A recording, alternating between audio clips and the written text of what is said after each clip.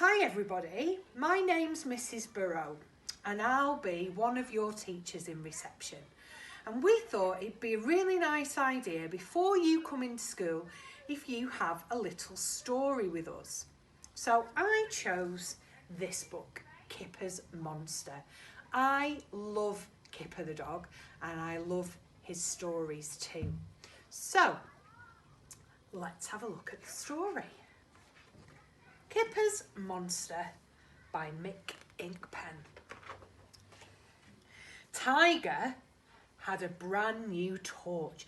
It's the most powerful torch there is, he said to Kipper. He shone it at Big Owl.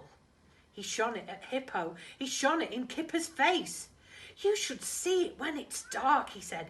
It's really good when it's dark. He sat in Kipper's basket and pulled the blanket over his head. Come on, we can make it dark under here, he said. Under the blanket was one of Kipper's storybooks. That's another thing, said Tiger. You can read under the bedclothes with a torch like this. Kipper began to read.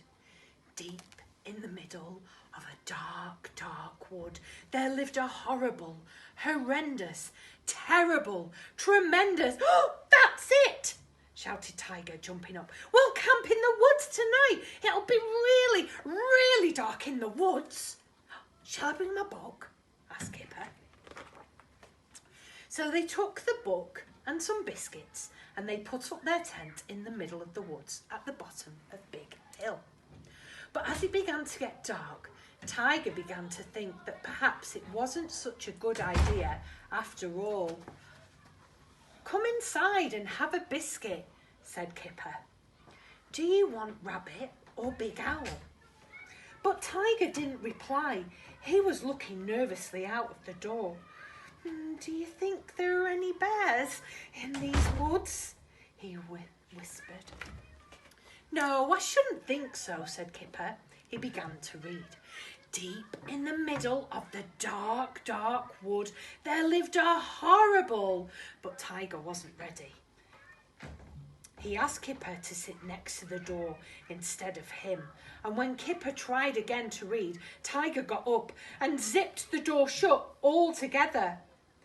But the third time Kipper tried to read, from somewhere outside the tent, there came the most terrible, tremendous, horrible, horrendous screech! What was that? Said Kipper. Tiger said nothing. Let's go and look, whispered Kipper. So they crept out of the tent and into the woods, shining Tiger's torch ahead of them.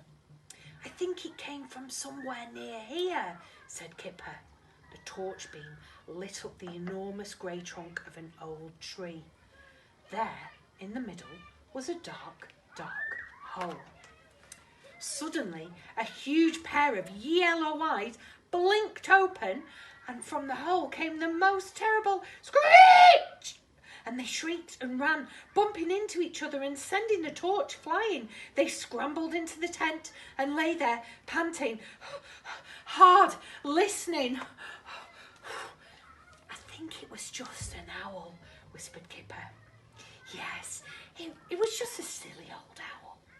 But behind him, the shadow of something was growing on the wall of the tent. Something with horns. Oh, what could it be? It's a horrible, horrendous monster, squealed Tiger. The shape on the tent grew and grew till it was looming above them. Then it slowly changed into a shape that Kipper had seen before. Wonder if you know what that shape is. Kipper crept back out of the tent and walked towards the torchlight. There, caught in the beam, was a little snail. I bet you got that, didn't you? It was a snail. Kipper picked up the torch and let the snail crawl onto his paw. He looked at the snail closely.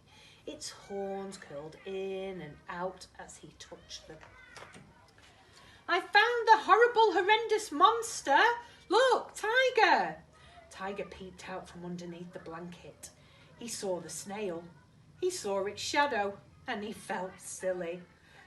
"Shall I read the story now?" said Kipper. But Kipper never did get to read his story because they went home to Tiger's house, where they put up the tent in Tiger's bedroom, and Tiger got to read the book instead. Oh well, that's the end of the story. I'm sure we'll do another story soon, but I bet you guessed that the shadow was a snail. We'll see you soon. Bye.